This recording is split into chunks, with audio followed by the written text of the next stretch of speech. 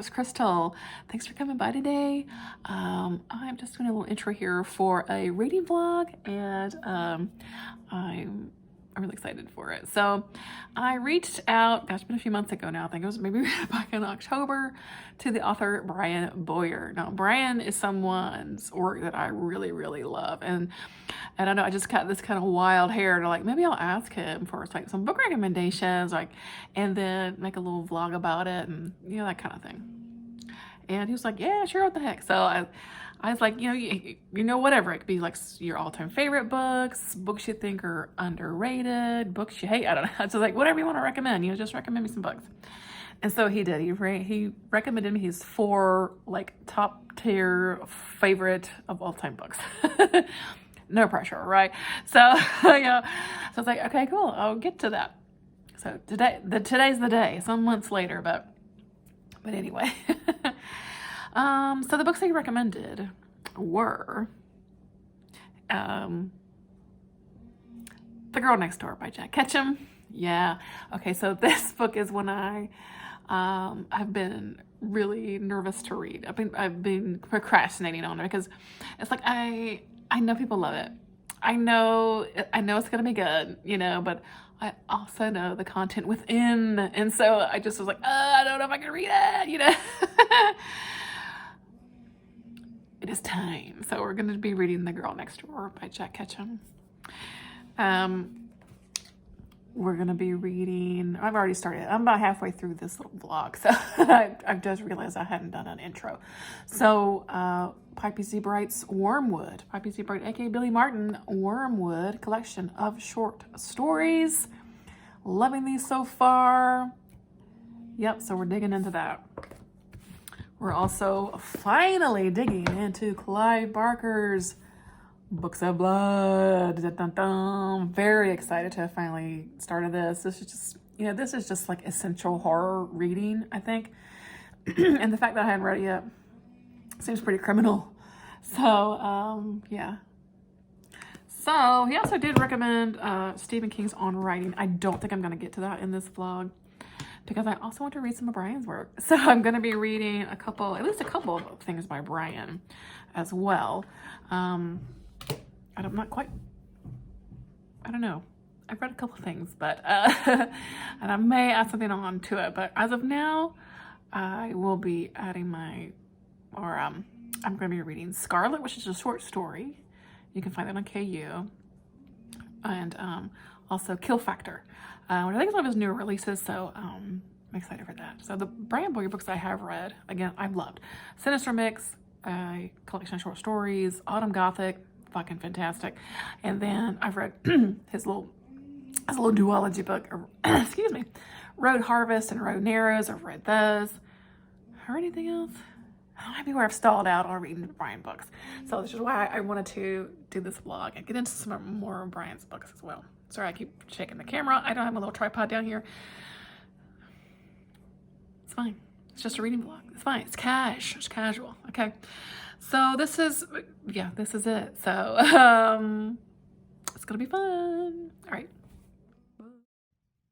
Tantor Audio, a division of Recorded Books, presents The Girl Next Door by Jack Ketchum, narrated by Jack Ketchum. Hey y'all, let's check in, because I have begun my reading. I did start with Wormwood. I picked up story number 1 already. I've read Angels. Look at that great artwork there. And this was just a great story, and it is a story featuring Ghost and Steve, which if you have read Lost Souls, those character names will be familiar to you. And so that's kind of exciting. And I want to say this story predates Lost Souls, so this is kind of where he, thought up, the characters of Ghost and Steve, and because this says 1987 at the end of that, and I don't think Lost Souls came out in the 80s. Maybe late 90s. I'll correct myself if I'm wrong, but anyway. Anywho, and yeah, it was really great. It was really interesting seeing, Ghost in another story, because Ghost is a pretty interesting character. He's got this kind of this foresight kind of knowledge to him. So it was interesting, and what happens here is actually kind of bittersweet, though. the ending was kind of brutal. I ain't gonna lie. Yeah. Speaking of brutal, I went ahead and read The Girl Next Door by Jack Ketchum. This is, as I mentioned, a book I kept putting off and putting off and putting off and putting off because I just knew the content of it, right? And it was going to be a tough one, even though I've heard like it's excellent, you know, because of the way it's written. So thank you, Brian, actually, for getting me to actually finally read this book, because yeah, it's one of the harder things I've read, for sure. But it was also, yeah, really excellent. So, The Girl Next Door, just in case you aren't familiar with this, it is basically detailing the story of Meg and Sarah, two young girls who have been sent to live with their aunt, Ruth. We hate Ruth. Okay, so because their parents have just passed away. And you know, Ruth is their family, so they've gone to live with Ruth. Now Ruth is a single mom, also has 3 sons. I believe the timeline of this was like the 1950s, 60s. What was the timeline of this? I forgot already. I didn't write it down. Anyway, that's the timeline we're looking at. Now, the story is told from another kid named David, who is, as the title suggests, the kid that lives next door. He's 12 years old, and he is the one telling us the story. And it is as a sort of adult kind of looking back on the things that happened this particular summer when Meg and Sarah came to live with Aunt Ruth, and the abysmal things that happened to Meg and Sarah. So what we learn is that Aunt Ruth is very much a psychopath, very much mentally ill, and very violent. And she, with the aid of her children and the neighborhood kids, proceed to torture Meg in particular, who's 14-ish, I believe. And it's awful. It is horrendous. It's horrendous. And a lot of things are told in a pretty brutal way, as far as the things that are done to Meg. Again, not just by this grown person, the other children in the neighborhood. Children. It's very violent. And it's awful. It was awful to listen to. I listened to the audiobook. I don't know if that was the best way to go, but I think it was actually for me. I don't know if audio was the best way, or if I was reading this you know, with my eyeballs on the page. I don't know. I feel like audio was best for me to get through it. And it was actually narrated by Jack Ketchum, who was a hell of a narrator. Man, he did great. So I don't know if he has narrated any of his other books. I know he's passed away now, but if he narrated any of his other ones, but I'd be a little curious. But anyway, back to the atrocities. And it's tricky. It's tricky him, you know, telling this story, I think, from David's perspective, a fellow kid, you know. Because at times, early on in the summer days, you know, when things are starting to kind of ramp up with this abuse towards Meg, David is there and participates in a way, but even just, you know, standing there watching other people do horrendous things to her is still this bystander and a participant in that way too. Even if he like never raised a hand to her, he's still a participant just by being there. And it's very interesting having this story told from David's perspective, I will say. And I'm pretty sure that's very purposeful of Jack Ketchum to do that.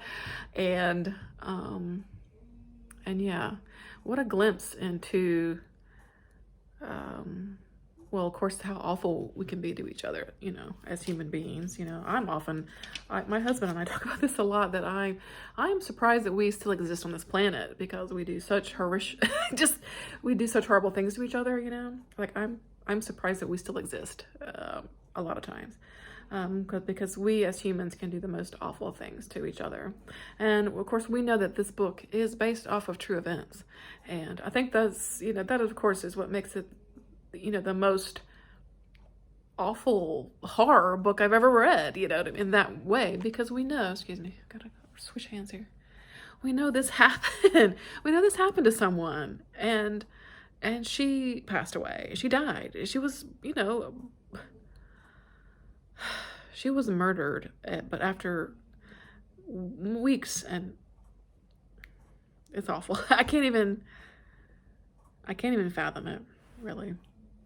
So I will say, if you know, a lot of people have read, you know, Girl Next Door. It's, you know, it's a classic, it's sort of a classic horror at this point, you know. It's been around since the 80s, right?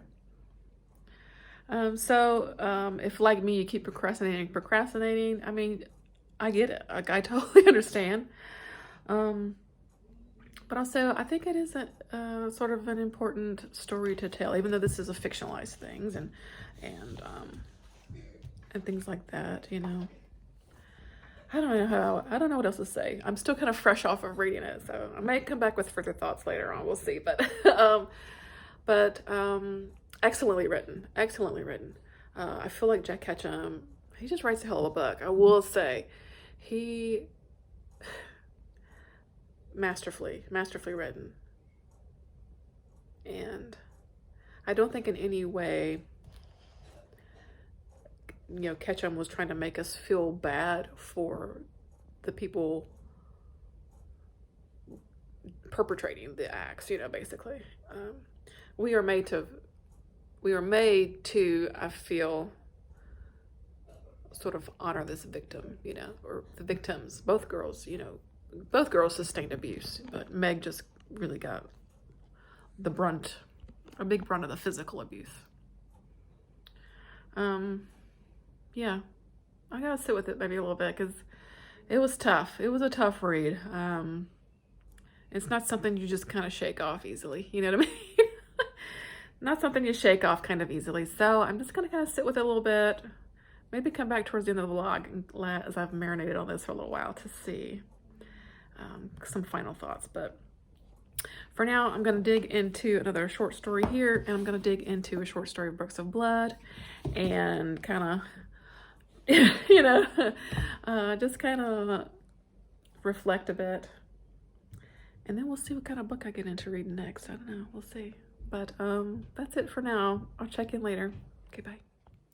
I think what I was trying to say earlier, and I went off on a tangent, was that if you have been procrastinating on this book because of the content, yeah, I get it.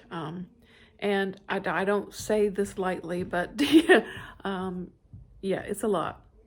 So protect yourself, because this is a lot. A child is being tortured in this book.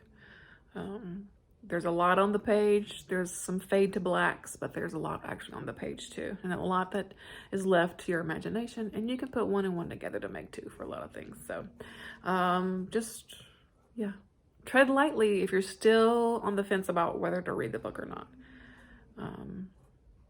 I will say, I think that author handles it really well. It's not just, you know, violence for violence sake, that kind of thing. It's not gross out stuff purposefully, you know. I don't know. It's not that kind of book.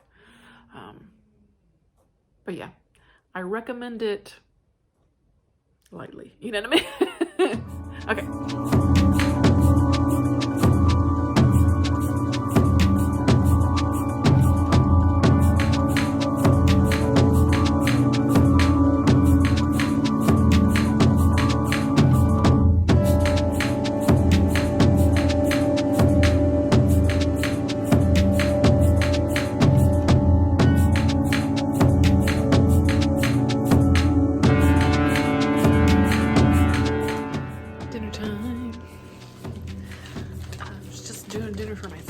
Tonight, so it's just ramen night for me.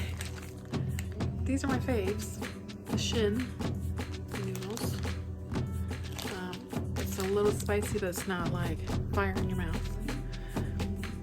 Yeah.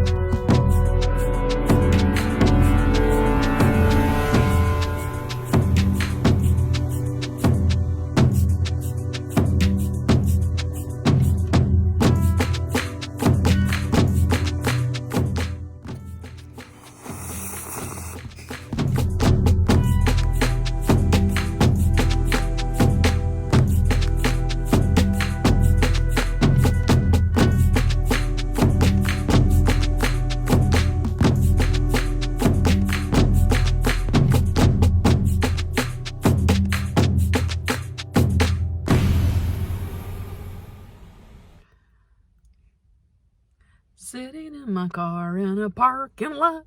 My kiddo's in his speech therapy, occupational therapy, so let's take a little time to catch up. Because I've been reading, and read some good stuff. So, Books of Blood, I've been reading Clive Barker's Books of Blood. I read the Midnight Meat Train, that's what it's called, right? Holy hell, that was a good book, or the good story from the Books of Blood. That was a really good story. And what to say about it? Short story, so I don't want to say too much, but we got this character who's like, he's new to New York City. He's been always kind of fascinated with the city, and so he moves to New York City. But the city's kind of course, not quite what it seems. It's New York City after all. And then there's also this butcher that's terrorizing the subways. Maybe these two characters meet up, and maybe there's more going on in here. Holy moly. Body horror in this one, and the ending was just it's amazing. It was so good. I have read more. I think that's all I've gotten. Did I read another one? I don't think so. I read a couple more stories in Wormwood. I don't remember the name of the stories now because I don't have the book with me. Still enjoying this last one I read was pretty brutal. It was pretty brutal. It was these guys. These guys that start robbing graves and stuff. Yeah, that one was kind of rough. The one before that. Oh yeah, that was tough too. Yeah, there's some good stories. So really enjoying that. And then I dove into some of Brian Boyer's work. So I picked up Scarlett, which is a short story. You can get it on Kindle Unlimited if you've got Kindle Unlimited.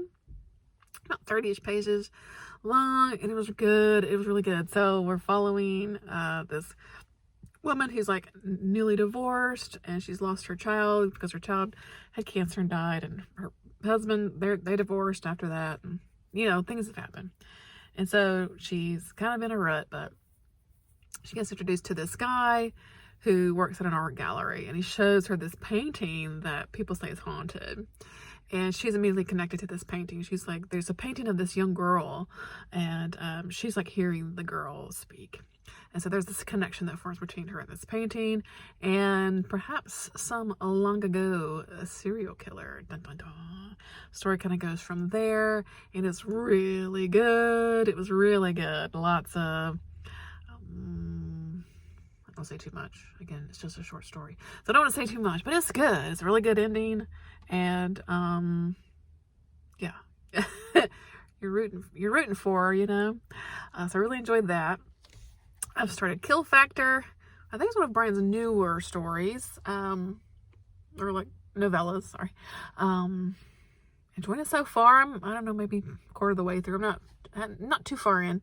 But interesting characters so far. We've already got 2 guys that are broken out of a mental asylum, but they were there, you know, they should have been there. They're just normal dudes. One of them is just like connected to this really weird family that has this big house. They're somehow, I think, connected to like the dark arts. We got that going on. We got one of those guys has a sister who's like traveling around the country. Maybe she's murdering people along the way. There's that whole thing. You know, it's a thing. And yeah, it's good. And like, you know, we're only, like I said, I'm not even that far in. But you cannot get attached to anyone in a Brian Bowyer book. Okay, that's going to be your first mistake, first of all. So when you go into a Brian Bowyer book, don't fall for any of the characters. Don't think that people are going to live until the end. Okay? It's a fun ride so far, and I'm curious. I'm thinking we're going to culminate in this house and kind of see where this story goes from there. Going to be a bit of a revenge, I think, too, from these 2 guys. Because like I said, they weren't supposed to be, you know, they shouldn't have been in this asylum, right? So yeah, I'm enjoying that. So after, you know, after my son gets out of his therapy, I'll go back home, we'll do dinner, blah, blah, blah, blah. I'm definitely going to get back into some short stories. I'm reading Kill Factor right now while I'm sitting in the car. Once I get through doing this little clip, I got about half hour left of my time. So I read a little bit more of Kill Factor. And yeah, so I'll check in later. Look at my cool sweatshirt my friend Belle gave me.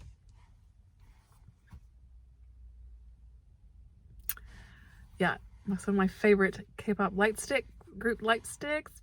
Oh, I love it. Thank you, my friend Belle.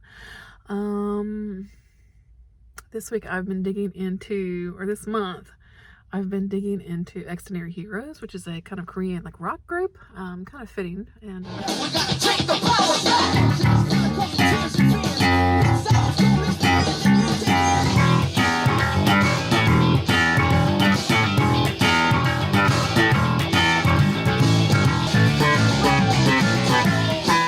I think I mentioned that Brian Bowyer plays guitar, plays a mean guitar. I will link Brian's channel below. He has some videos out there where I've been playing guitar.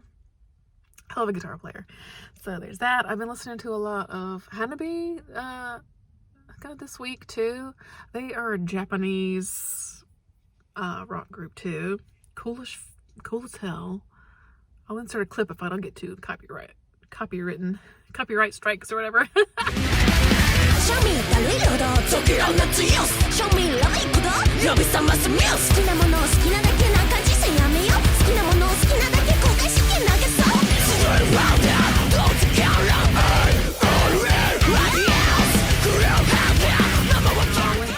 I'll link one of their videos below. If nothing's inserted here, then click the link below. Listen, check out Hanabi, these really cool chicks playing awesome freaking metal music. I think that's about it for now. So I will check you later. All right.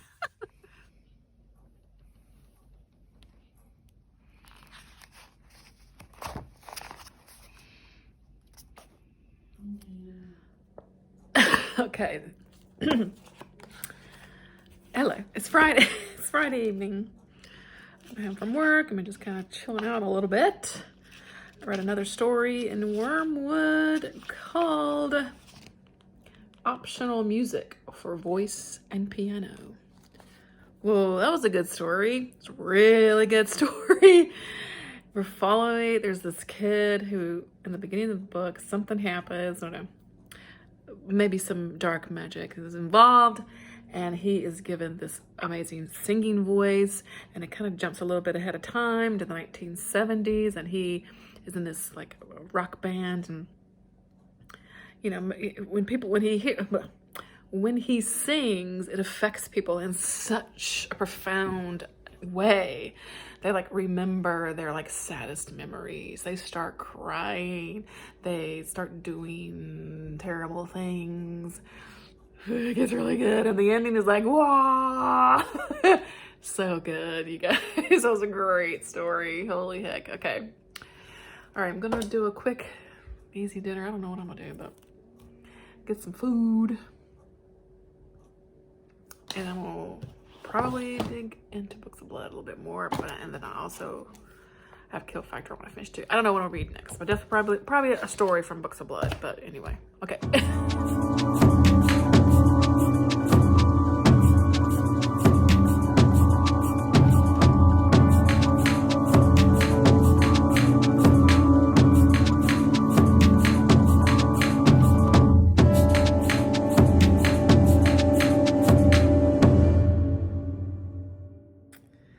Bit of an update. Today's Saturday. I'm gonna spend the full day reading because I'm tired. I'm gonna try to finish this today. I've read a few more stories, including Xenophobia. So 2 young guys end up in Chinatown. They got no money. So this kind of old guy comes up to him. It's like, you need to make some, you don't have a lot of money. Do me this little favor. I'll pay you guys $10. Favor is you got to go watch this lady's dead body for me, cause I got something I want to do. Watch it for a little bit of time for me. Yeah, sounds like a good plan. So I get there to the body. I make some bad decisions. Things don't end well. It's a good story. I had a bit of a humor to that one actually too. I thought it was good. I just finished The Sixth Sentinel. This one was excellent. This was an excellent story. We're following a young woman named Rosalie who has moved to New Orleans, start a new life, that kind of thing. She moves into a little apartment which we find is already occupied by a ghost. And they kind of start this little, they talk to each other and things like that. But they both have secrets, and it was a very kind of bleak ending for this one, guys. It was really good. It was really good. As we find out Rosalie's secret and this ghost's, who he is and what his secret is as well. Oh, it was really good. So yes, enjoyed that. I read another story from the Books of Blood, The Yattering and the Jack. Boy, was this one a lot of fun. It was actually quite comical as well, thinking about it. So there's this demon. He's sort of a lower level demon. He's called the Yattering, and his sort of task is to kind of basically haunt this house and torment this guy named Jack, and make him make him go nuts basically, or whatever. Little does the Yattering know that Mr. Jack is quite immune to a lot of his tricks, and there's rules the Yattering has to follow. He can't touch Jack, and he can things like that. He can only do so many things to try to drive this guy crazy. The typical things aren't working, and it's kind of, like I said, it's this comical bit. There's a scene where it's around Christmas time, and they're cooking a turkey in the oven, and something starts making noise in the oven, and then the turkey bursts out and it's starting to dance and fly around all the room and stuff. It's kind of funny. The ending was really good because maybe Jack knows a little bit more about what's going on. It was really good. It was a lot of fun. Really liked that one. So yeah, that's where I'm at as of right now. I'm fixing myself a little bit of lunch, and yeah, we're just hanging out today. Nice, easy weekend. Sometimes you just need a weekend where you do nothing, I think. That's that weekend for me. Alrighty, I'll check in later.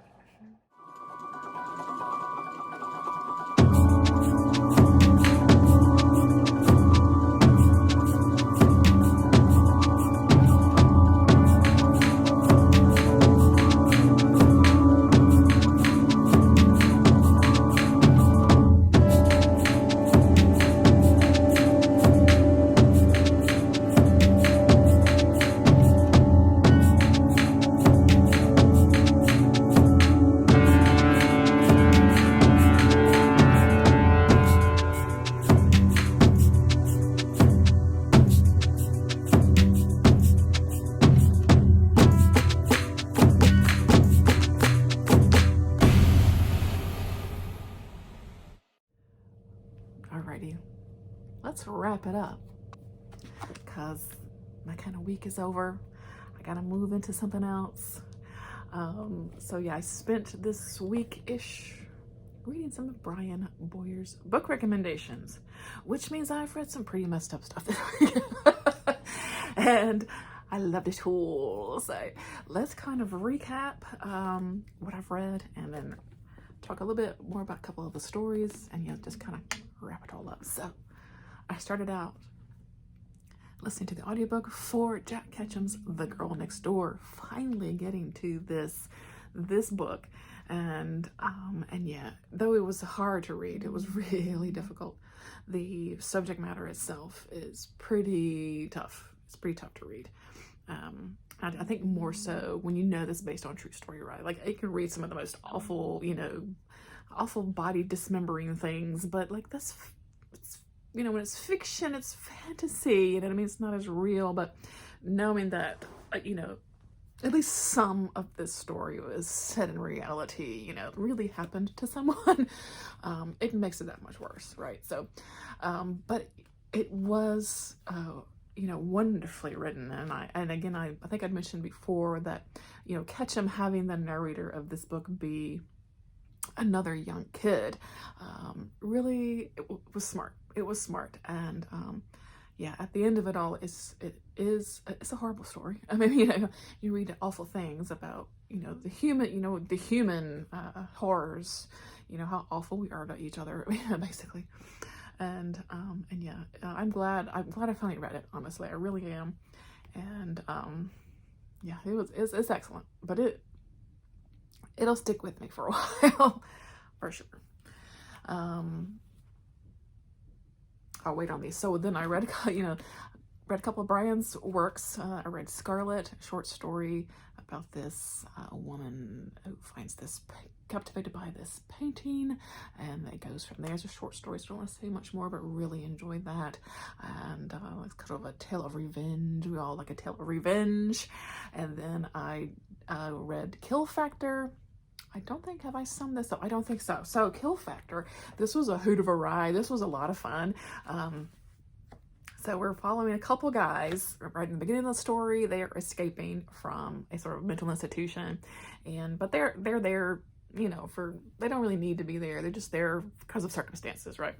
And so they escape in the beginning, and then the story kind of goes from there. We meet the one guy is I can't remember any characters' names. Anyone else just terrible at characters' names? I know I am. So, but anyway, so the one guy we find is part of this, like, just, wealthy, beyond stinking rich family of this sort of small town. I think it's in West Virginia. I think it was, if I'm remembering that correctly.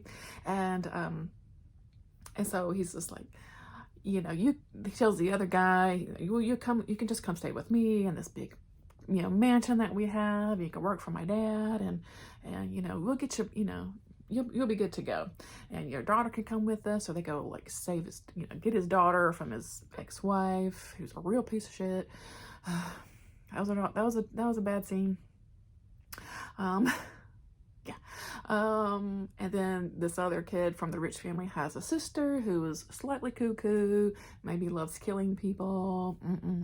So maybe this rich family, have a sort of connection to the dark arts and have these sort of rituals that they perform and stuff like that. So it's a lot of ins and outs of a lot of people getting killed, and yeah, it's pretty interesting. Like I say, don't get attached to any characters, Brian Boyers, because you don't ever know who's gonna make it out alive.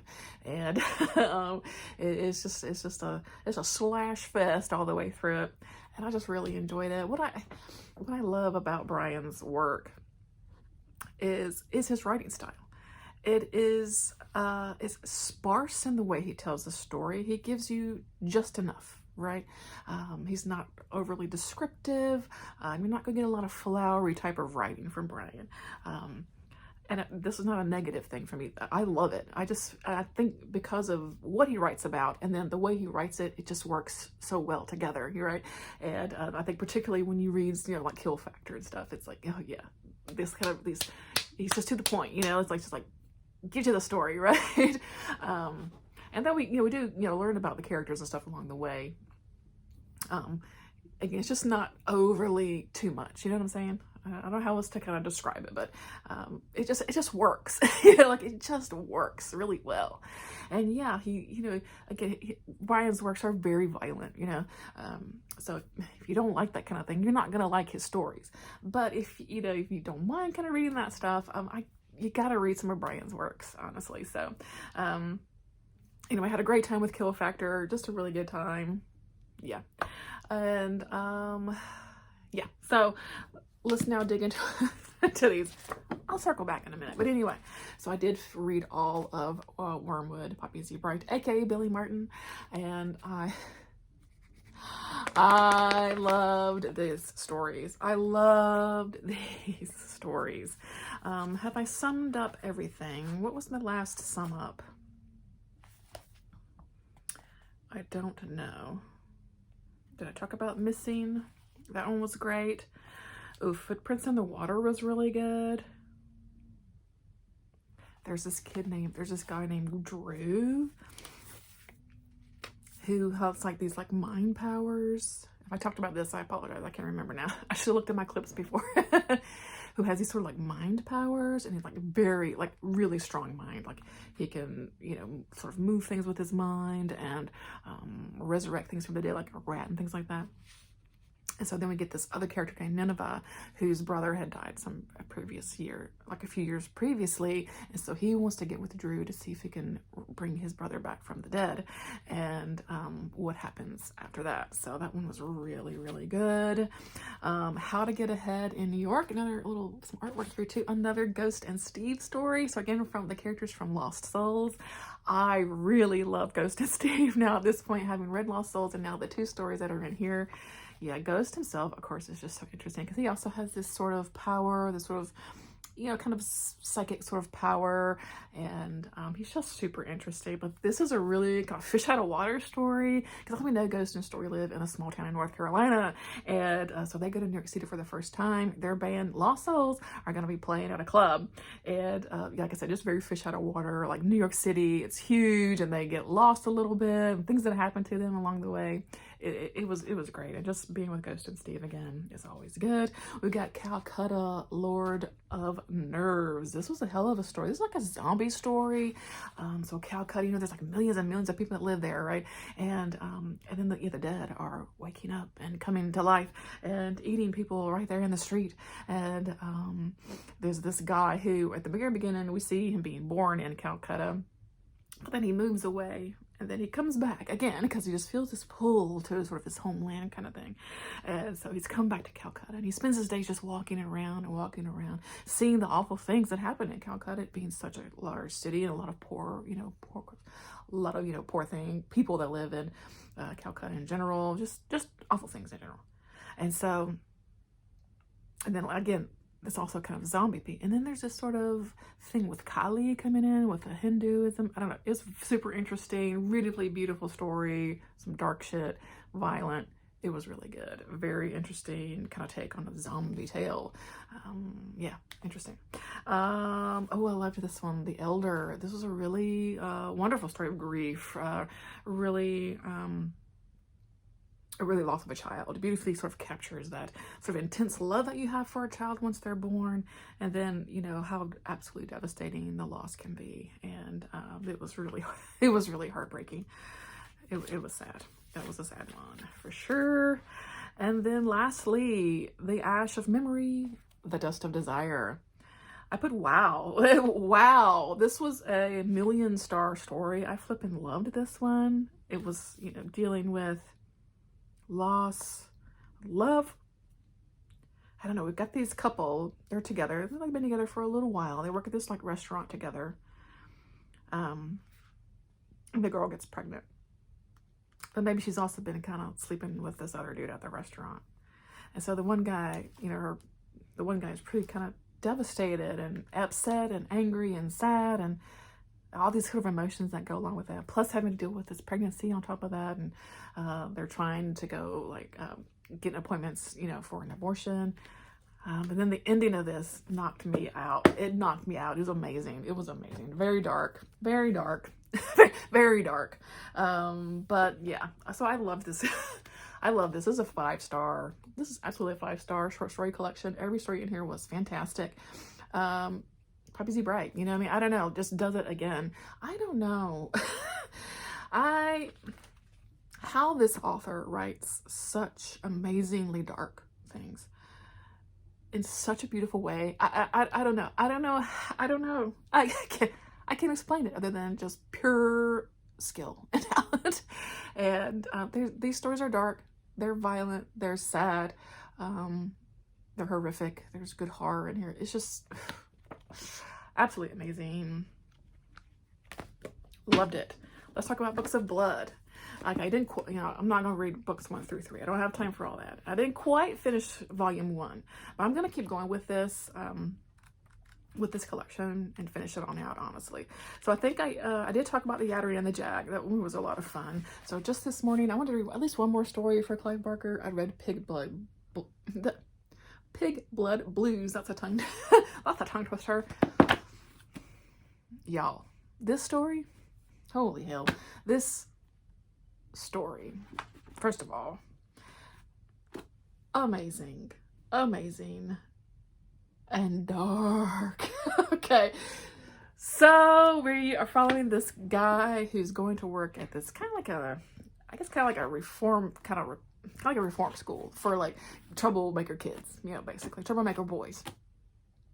And he's like this ex-cop, so he's coming in there as kind of like not wanted there in a way, but just kind of just more of like a political kind of maneuver, you know, because they're troubled kids, right? So there's things going on there, and I think there's some pressure to like get a more of a sort of, you know, a ruled hand there and things like that. So that's kind of how he's coming in. And of course, as he's being an ex-cop, he's called a pig, you know, that kind of thing. There are things going on. There's things going on in this place that are bonkers, involving what I don't even want to say. I don't even want to say anything about this other than there's pigs there too. And the ending of this, wow. First of all, Wizzow, okay? It was amazing. It was amazing. So, holy. So yeah, I'm going to read all of this. I'm just going to keep reading this until I'm done with this, because this is, you know, the big kind of collection of books 1 through 3, volumes 1 through 3 of Books of Blood words. So yeah, I'm amazed. And I just, well, you know, it's one of those things I kick myself for not reading these before, but now, of course, glad to finally be reading it. You know, kind of both things. So I'm happy to finally be reading these, and yeah, happy to finally finish this one, because wow. So, having read, you know, 3 of Brian's, what he considers like some of his favorite things, I can absolutely see why they're his favorite things, and having read so many of Brian's works, so